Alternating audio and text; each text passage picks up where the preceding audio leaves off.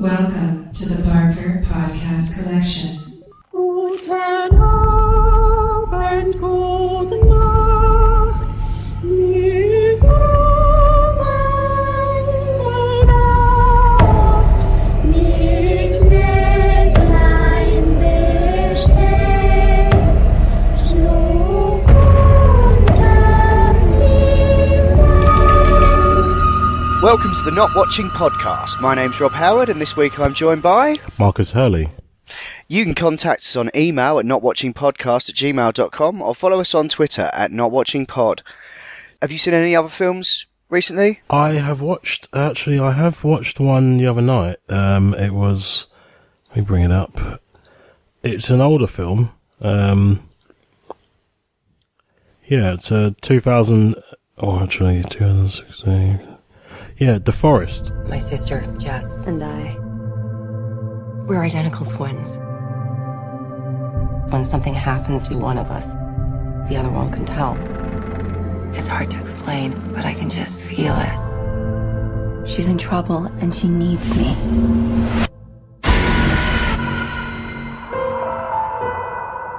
Your sister went into Aokigahara Forest. It's where lost people go to commit suicide. What?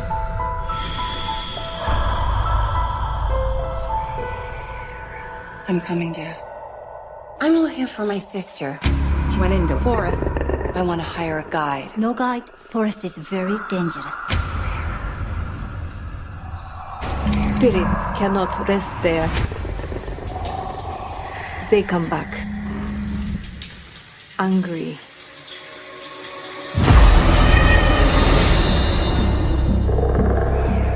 I can't let you go in by yourself. I have clearance to go in with the guard. I could ask if you could come. The forest is very dangerous. Do not leave the path. Oh my god, that's our tent. Yes! You cannot stay after dark. I'm not leaving without my sister.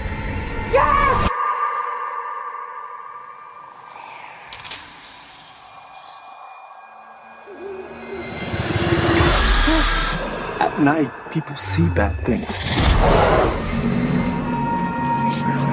You're getting paranoid.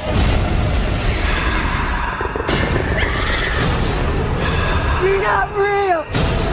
You're not real! You're not real!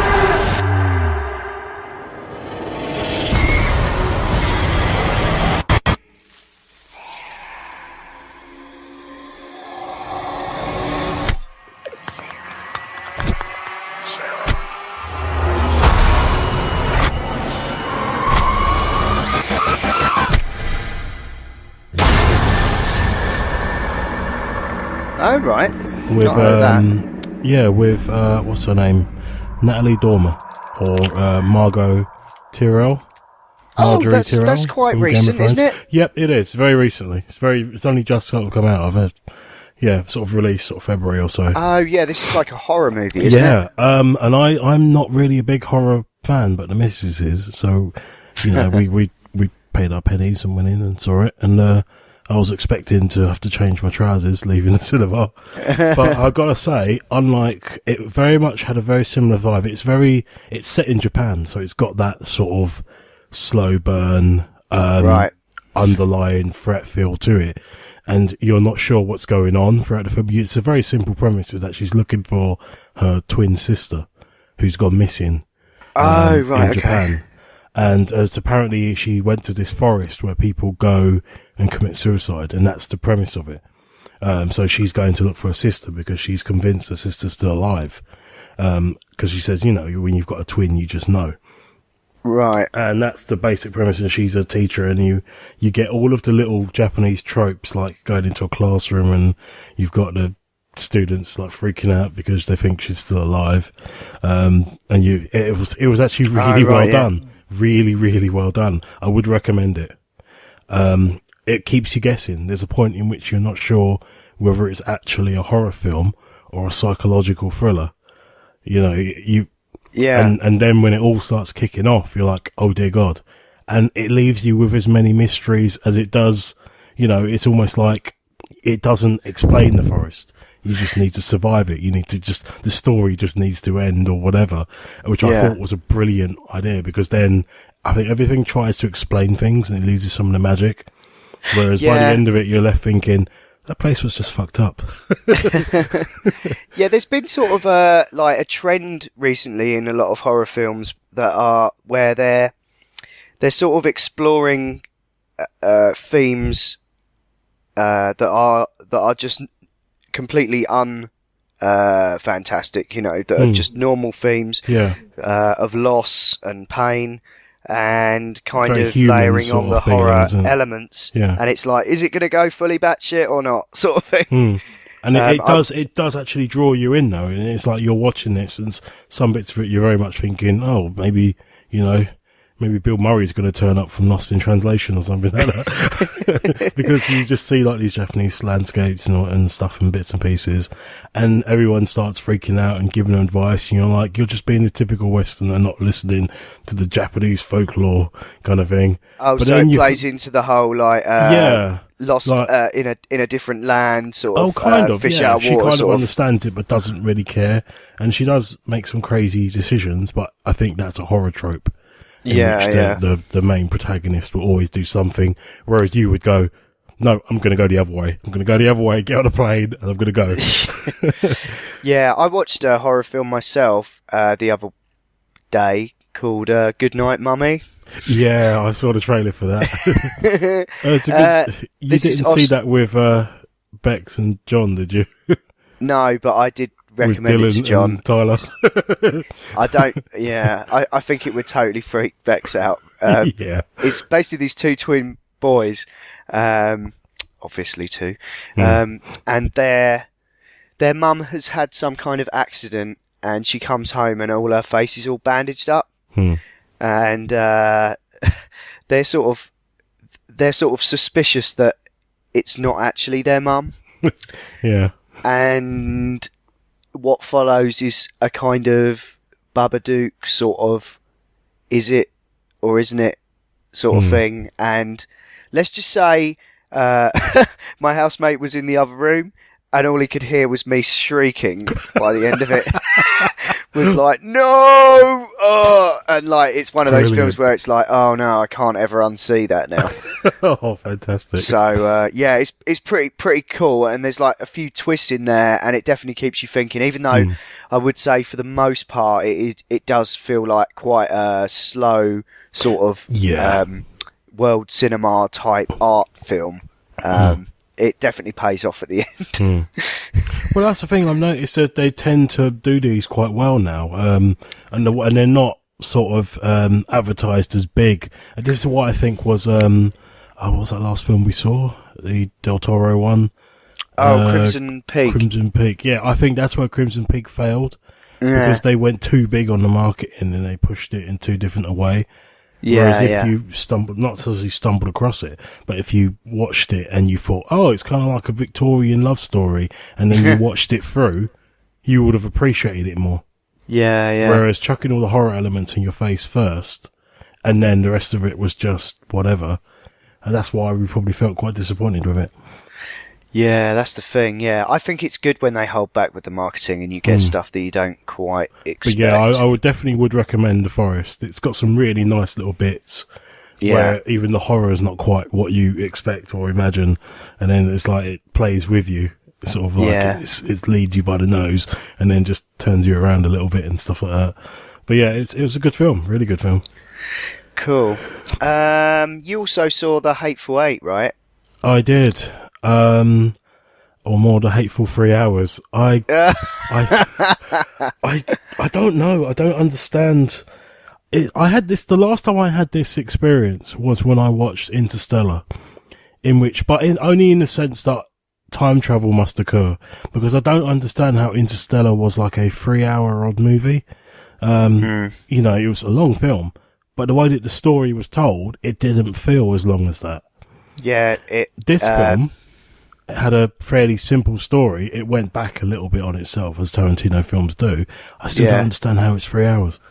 Yeah, I think the reason he manages to get away with it most of the time is that it's not all set in one static location. I don't think that helps. And you know, it's quite a big, interesting static location, but he does just go. Scripting is so it's so plodding, it's so laborious. They don't stop talking. No. 3 hours. It's just constant dialogue. That's it's all it is. The world's longest audiobook. It's just like. Well, I think I think he sort of envisioned it as a bit of a play, Okay. and I think it might well be happening like that. That would explain, because most plays are about 3 hours long. I don't know. Yeah. I think though, when you go in and you're thinking of a Western, the last one he did was Django Unchained, and there was a story to it. Stuff happened. Yeah. They moved along, and this isn't that. It's more like Reservoir Dogs, really, where there's kind of an initial setup just to get them in this single location, and that's where most of the film plays out. Yeah. So I don't dislike it for that. There are certain moments in the film. I think Tim Roth in it is fantastic, where he's playing the ever so posh chap, ridiculously posh. It's like, yes, I'm the hangman.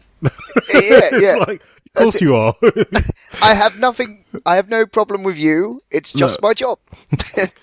Yeah. No, I thought all that was quite funny, but ultimately a bit of an effort, and I saw that film as part of a double bill. I saw that, and then I saw The Revenant on the same day. Yeah, that's next on my list. The Revenant absolutely destroyed it. I think. I think that's still probably my favourite film I've seen this year, actually. Oh wow. Yeah. Nice. But yeah, speaking of other films I've seen, I went and watched Eddie the Eagle on Thursday. That was fun. As we embark on a new era for sport. It's an opportunity to discover a new kind of athlete. Okay, hands up. That was my fault. For as long as I can remember, Champion! it has been my ambition to become an Olympian. Eddie, you are not an athlete! You're right. I'm never going to go to the Olympics. I'm going to go to the Winter Olympics. You will never be Olympic material. Let's do it.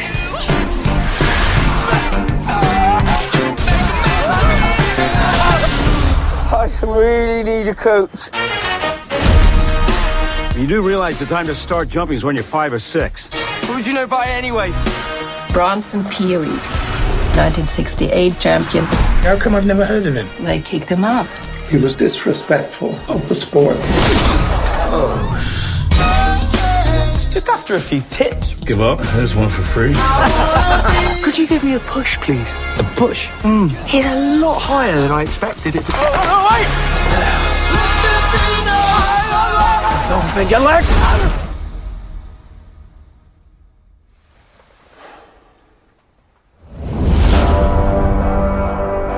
You're not going to give up, are you? If I'm going to do it, I was kicked off every team I was ever on before I even got a chance to prove myself. That's why I need my own moment.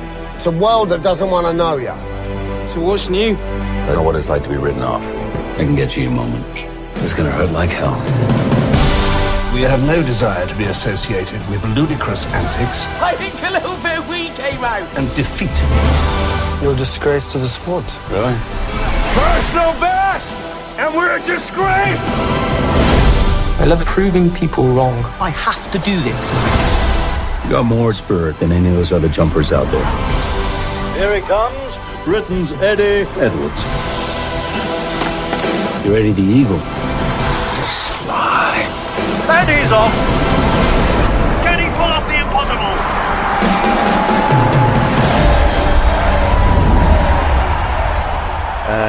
This is the film about Eddie the Eagle, Eddie Edwards, who broke records and stuff in the Winter Olympics in Calgary in '88. It's basically Rocky, you know, like all those films are. Like, yeah, it's the underdog. It's the Rocky template. Literally, I'm sure they literally just took the Rocky script and just layered this on top. Almost. They mine quite a lot of comedy out of the fact that he was a little bit of a goon, and although I did think when I started watching it that Taron Egerton is way too buff to be playing him. He's Although maybe he was different in the 70s. maybe. But no, I thought it's a really good feel-good movie. I laughed, I cried, and Hugh Jackman, he was pretty good in it. Yeah, it's really good film. If you want a good time at the cinema, I can't recommend it enough. Nice. Might have to check that out. Definitely. There was just one more film I wanted to mention, which is 10 Cloverfield Lane. Mm-hmm. Have you seen that yet? No, I want to. Yeah. Would you recommend it as a cinema visit, or should I wait for the inevitable release on DVD? I would recommend it for the cinema, if only for the sound. Okay. The sound mixing is incredible. Like because they're basically in a bunker. Yeah. Mary Elizabeth Winstead's character has a car crash, wakes up chained to a wall in looks like a cellar, and turns out that John Goodman has rescued her, even though it almost seems like she's captive. And apparently there's been some kind of event, and he won't let her out. And every now and then you hear these sounds kind of go over the cinema, and it's like this sort of crunching sort of, is it a helicopter or is it something else? Originally this film was mostly based on a script called The Cellar, I think, and it had nothing to do with the Cloverfield franchise. So it's like they've kind of just gone boom and just put it in there. And I won't spoil too much, but the last 20 minutes, it's got Cloverfield in the title.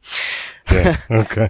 Which I think is almost a shame, because you kind of know it's going to go in a certain way eventually. Yeah, especially the way that they released the title is like you saw the first. I remember the first trailer for it when it dropped, and you had them in the bunker, and you had little flashes of something going on, and you see her limping around and stuff, and then the first thing you see is Cloverfield, and then the 10 and the lane pop in, and then you're kind of like, okay, it's a sequel-ish. Kind of. Yeah. It's sort of been too long for it to be a sequel. Also, it's not found footage, so it doesn't really share a lot of DNA with Cloverfield. But as an experiment in here, let's just take a film and go boom. Yeah. It's actually got stuff to do with Cloverfield. It's quite a cool idea. Also, this is the first film by Dan Trachtenberg, who I used to watch on the Totally Rad show. So personally, I feel like massive. Well done, mate. Yeah, awesome. Cool. It's definitely a good bit of filmmaking, and I can't wait to see what he does next. So that's nice, that's all I got to say about Cool. Lane. I am quite intrigued by it, but if you said it's worth cinema for the sound, then I might have to catch that before it goes out. Yeah, definitely. And John Goodman is amazing in it. He's playing like a proper is he a psychopath or not? Or is he just a little bit silly? Or stupid or whatever? I haven't seen him in anything for a while, actually. It was good to see him when he came up in it. I was like, oh, John Goodman. You get that sort of, He's always reliable and makes stuff like at least 50% better, I think. Yeah. Cool, alright, so I think that'll do it for movies. This has been the Not Watching Podcast in partnership with notlistening.co.uk, where you can also hear myself and Ian talk about video games and virtual reality on the Not Playing Podcast, and Adam, Ash and Will talk about all manner of funny things on the Not Listening Podcast. You can email us at notwatchingpodcast@gmail.com, or you can tweet at or follow us on Twitter at notwatchingpod. You can also find the show notes for the show at notlistening.co.uk, and if you're listening to us on iTunes, then please do give us a review. Anyway, that's all for now. Thanks for listening. See ya. Bye.